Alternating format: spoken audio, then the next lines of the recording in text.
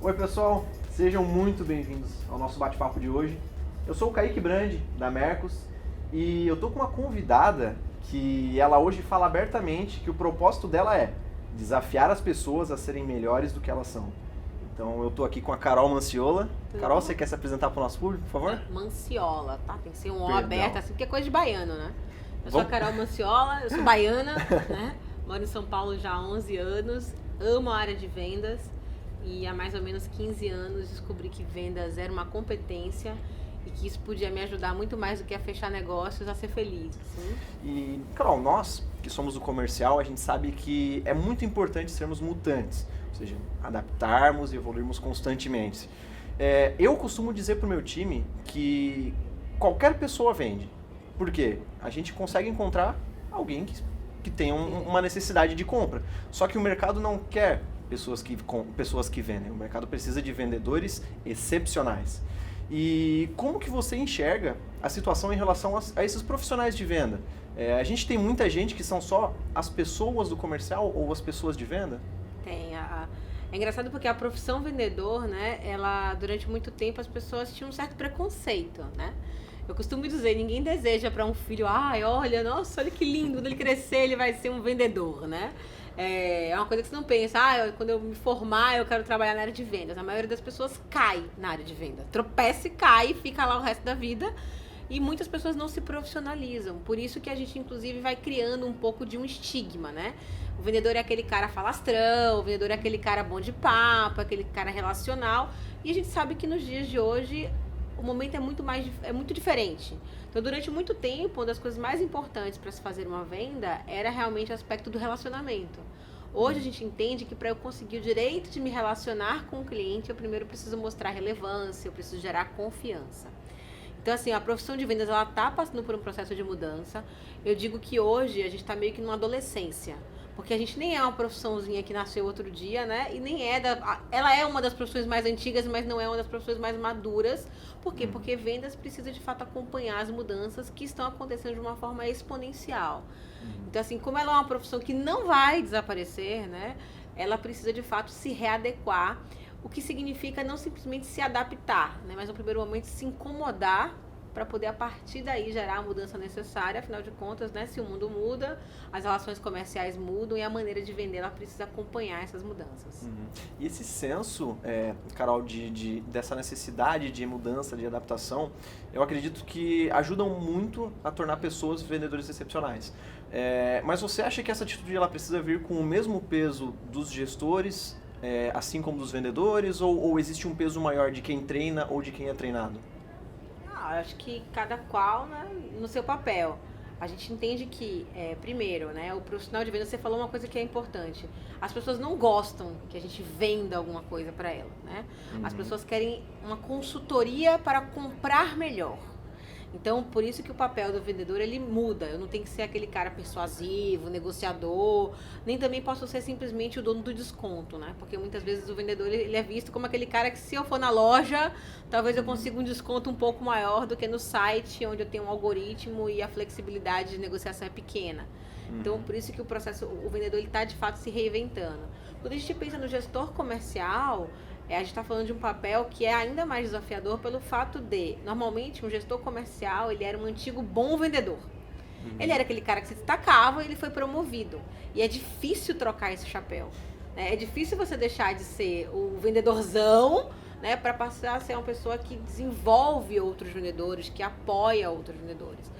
Então, eu costumo dizer que essa passagem de bastão, né, de quando você deixa de ser um vendedor para se tornar um gestor comercial, você não precisa perder as competências de vendas, mas você vai vender outro tipo de coisa que não é necessariamente seu produto ou serviço, mas você vai vender mudança de comportamento, você vai influenciar mais, porque o seu desafio é criar minis, né, em algum momento outras pessoas que tenham uma performance tão boa quanto a sua, a ponto de um dia evoluírem e se tornarem, de fato, gestores comerciais, apesar de que nem todo vendedor deseja crescer, né, para essa carreira de gestor. Muitos vendedores querem, na verdade, né, ter contas maiores, fazerem vendas maiores, mais complexas, para poder ganhar uma comissão mais volumosa, digamos assim. Exatamente. Isso é bacana, Carol, que você comentou. É um ciclo de vida, digamos assim, que eu passo nesse momento na minha carreira profissional. Eu comecei como um vendedor, de fato, hoje eu sou um gestor. E o maior desafio, de fato, é a gente largar aquele osso que é a venda e começar a desenvolver as pessoas. Assim como eu passei vários desafios assim, e temos profissionais do mundo inteiro passando por isso, quais as fontes você acredita que essas pessoas, principalmente voltaram agora para a parte de gestão, que elas precisam buscar? Quais as fontes que elas precisam estudar para se preparar melhor para isso? Seja mais na área de recursos humanos, seja na área de desenvolvimento, treinamentos, o que você recomenda? O gestor comercial, ele é um gestor de pessoas. Ele precisa ter clareza disso, né? E como gestor de pessoas, ele é responsável por todo o processo relacionado à sua equipe. Então, ele normalmente é a pessoa que recruta e seleciona, ou pelo menos a que seleciona, ou que dá o aval final.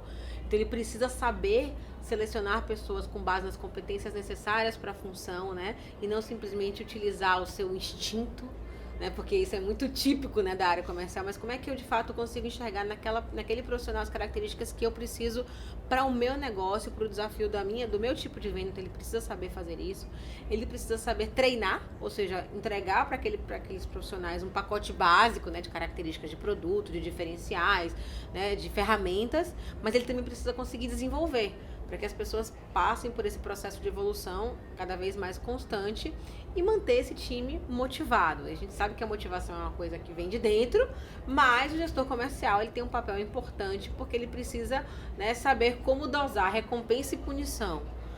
Não punição de fazer bullying ou algumas coisas que a gente sabe que antigamente eram muito utilizadas, mas de fato, né, entender que o reconhecimento, ele passa em algum momento por deixar alguém um momento de lado um pouquinho, né, ou conseguir mostrar que o outro está ganhando mais do que ele, mas ele precisa saber como é que ele dosa essas questões. Então, para isso, é importante que o gestor comercial, ele primeiro entenda bastante dele mesmo, ou seja, tem que buscar, a primeira fonte é o autoconhecimento, com o que é que eu lido bem, com o que é que eu lido mal, o que é que faz mais sentido, o que é que faz menos sentido. Ele precisa buscar algumas ferramentas de liderança, eu diria que a principal delas é o feedback. Então, esse assunto é um assunto extremamente batido, mas é extremamente difícil as pessoas conseguirem dar feedbacks assertivos. E para você dar um feedback assertivo, você inclusive precisa ter evidências. Então, ele precisa se controlar para no momento de uma venda ele não entrar e fazer a venda pelo vendedor, porque senão ele não vai ter ferramentas, não vai ter material suficiente para poder dar um feedback assertivo. E ele precisa, de fato, entender um pouco mais de motivação, né? Estudar desde coisas básicas como Maslow, né? E a própria evolução em vendas. Eu acho que a área de vendas, de uma maneira geral, ela estuda muito pouco, né? Então, não busca fontes, não tem uma capacidade de estar o tempo inteiro se atualizando em relação àquilo que faz. Eu acho que o gestor comercial, ele precisa não só fazer isso, como inspirar a sua equipe a fazer o mesmo, para que a gente possa fazer com que a profissão vendedor ela seja cada vez mais reconhecida. E como essas pessoas, elas em algum momento da vida delas, elas se tornam vendedores, acontece que grande parte delas, elas se apaixonam pela parte de vendas, isso aconteceu com a gente, né? Sim. E o que essas pessoas, você acredita que elas deveriam fazer, independente se o futuro profissional delas, elas miram algo como uma parte de gestão, ou, enfim, o que elas deveriam se preocupar em fazer naquele momento para se tornarem vendedores acima da média, para se destacarem do mercado, antes de dar um segundo passo, que seria talvez uma gestão ou algo que seja relacionado ao objetivo de vida?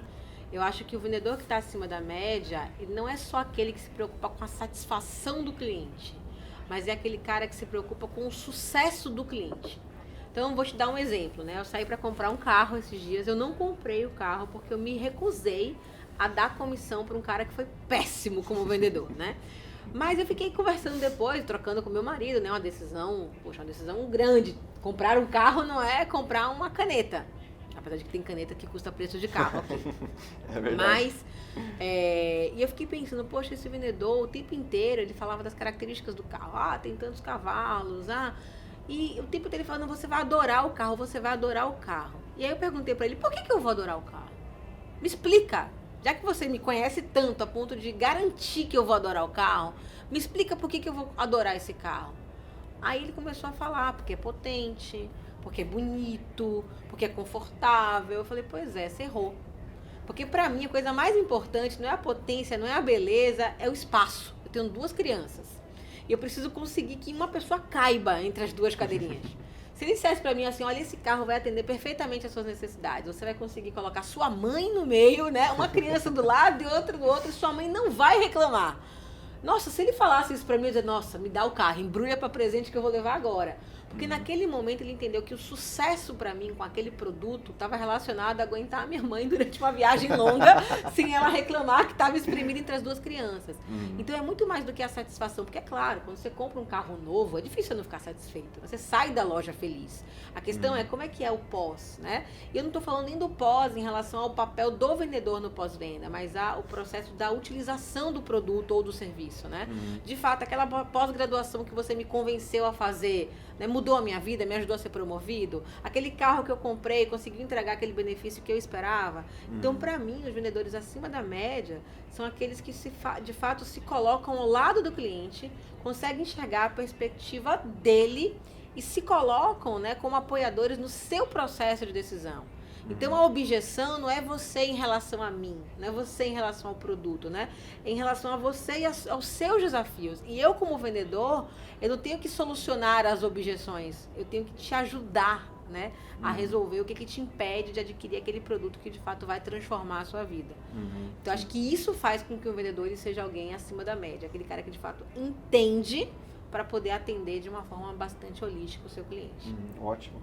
E eu gosto bastante disso que você comentou do exemplo do carro, porque eu tenho um exemplo, quando eu troquei meu carro também, é algo bem bacana que o próprio vendedor ele fez vários questionamentos, por exemplo, onde você mora, qual que é a distância da sua casa até o seu trabalho, qual que é a tua rotina, você viaja, enfim, e isso ficou muito cravado para mim de mostrar o quão importante é a gente conhecer muito a fundo o nosso cliente, entender os próximos passos dele, criar um projeto, digamos assim, para que entregue o sucesso e não a satisfação. Então é bem bacana que o que você comentou agora é um baita de um insight importante principalmente para o nosso público. Legal. E a gente vê, Carol, que a tecnologia está avançando absurdamente, né?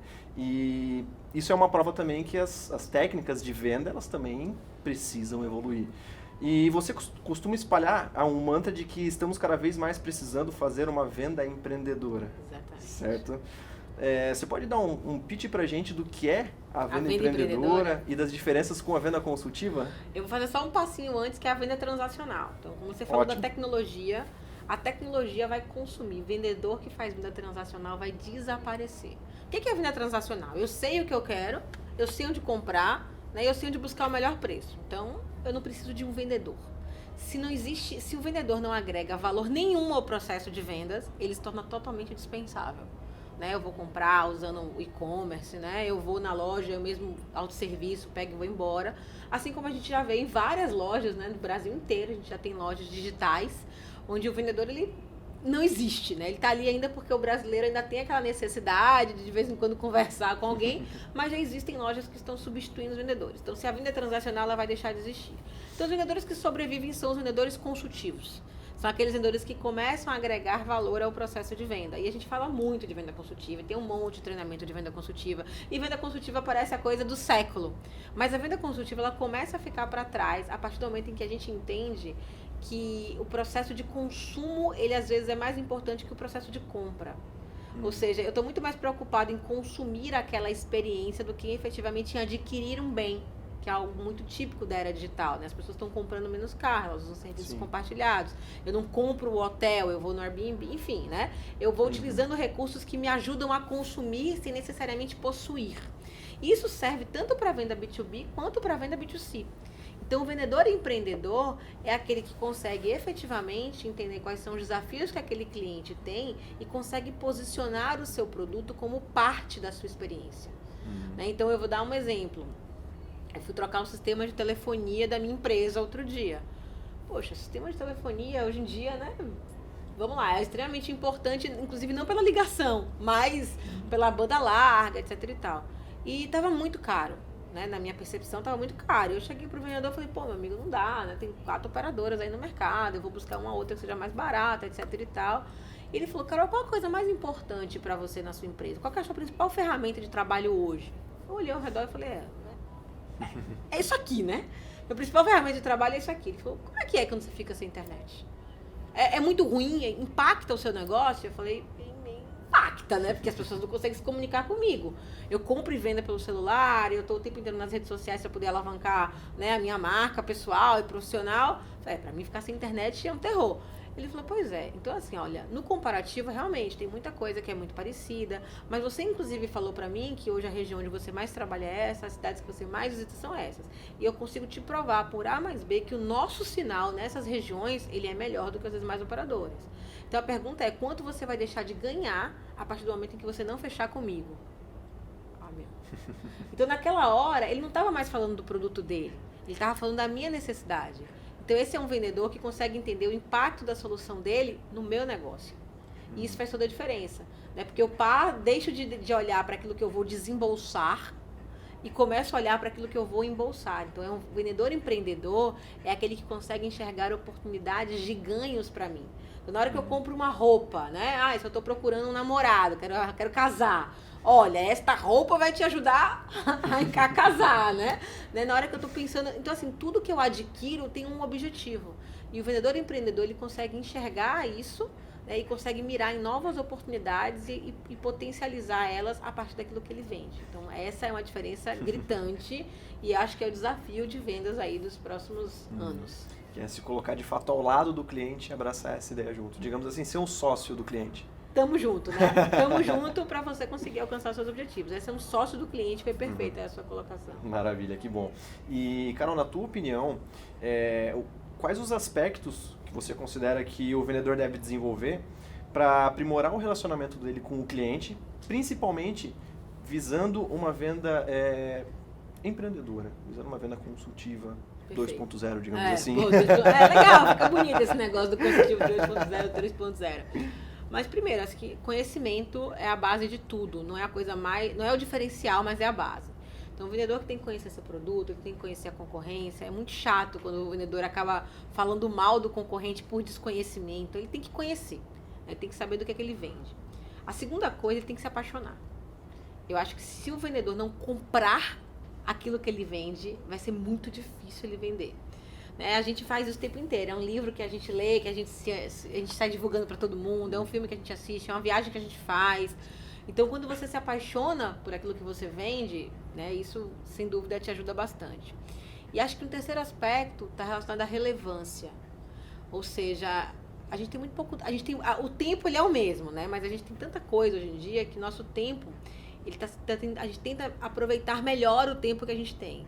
Então, eu não quero perder tempo. Então, na hora que você vai conversar comigo, o que eu mais quero é que você me fale 2, 3 palavrinhas mágicas que mostrem o quanto aquilo vai contribuir para os meus objetivos. Então, o vendedor, ele se torna relevante a partir do momento em que ele conhece o produto, em que ele conhece o cliente, em que ele conhece o mercado, em que ele tem paixão a ponto de o brilho no olho dele ser contagiante e que ele consegue mostrar para aquele cliente o quão relevante o seu produto ou serviço é.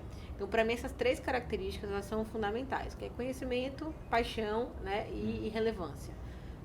Isso faz muita diferença hoje para um vendedor consultivo 3, 4.0, né, ou para um vendedor que tem uma pegada mais empreendedora. Sim. E Carol, para a gente encerrar a nossa entrevista, qual a mensagem que você quer deixar tanto para os gestores quanto para os vendedores para que eles busquem sempre essa evolução do seu processo comercial? Acho que, primeiro, tem orgulho daquilo que você faz, né? Quando você acredita no que você faz, acredita no impacto que você gera no mundo, né? Seja no mundo, ou seja naquele mundo ao seu redor, você começa a criar o seu propósito, né? E a partir do momento que você entende que vender não é simplesmente um cargo, uma profissão, mas é uma competência, isso com certeza te torna alguém diferenciado, porque, né, quanto mais você desenvolve uma competência, mais próximo daquele objetivo você fica. Então, acho que tem orgulho aí de ser vendedor, né, e faça aquilo que você se propõe a fazer com muita paixão e muita dedicação. Bacana. Carol, obrigado pela tua disponibilização, por você estar aqui hoje com a gente, deixando o seu bebê pequenininho lá de 2 meses, com um aperto no peito, mas por estar aqui hoje compartilhando esse material muito rico para o nosso público. Obrigada. Eu quero abrir também para tu compartilhar as tuas redes sociais, como é que o pessoal te acompanha. Fica à vontade. Estou em todas as redes sociais, gente. Então, Instagram, Twitter, Facebook, LinkedIn, YouTube. É só Carol Manciola, né? Em todos os lugares que vocês precisarem me encontrar aí, é só procurar por Carol Manciola. Eu acho que eu sou a única. Então é fácil me encontrar. como é que se fala? Eu tô sempre postando coisas relevantes, não só a minha vida pessoal e o que eu como, mas eu sempre tô compartilhando os eventos que eu tô fazendo, resumo de palestra, resumo de livro, dica de vendas. Eu adoro fazer cliente oculto e contar um pouquinho do que foi, né, o que eu vivenciei naquela experiência, seja no mercado B2B, seja no mercado B2C. Então, assim, eu nasci mesmo, assim, pra, de fato, desafiar as pessoas a serem melhores do que elas são, porque eu acredito que todo mundo pode ser melhor. E se eu puder contribuir com isso, eu vou ficar muito feliz. E é um propósito lindo. Obrigada. Tenho que elogiar. Pessoal, obrigado. Espero que gostem desse material. Sigam também a Mercos, né, que a gente constantemente vai disponibilizar materiais importantes. Um abração para todos e até a próxima. Tchau.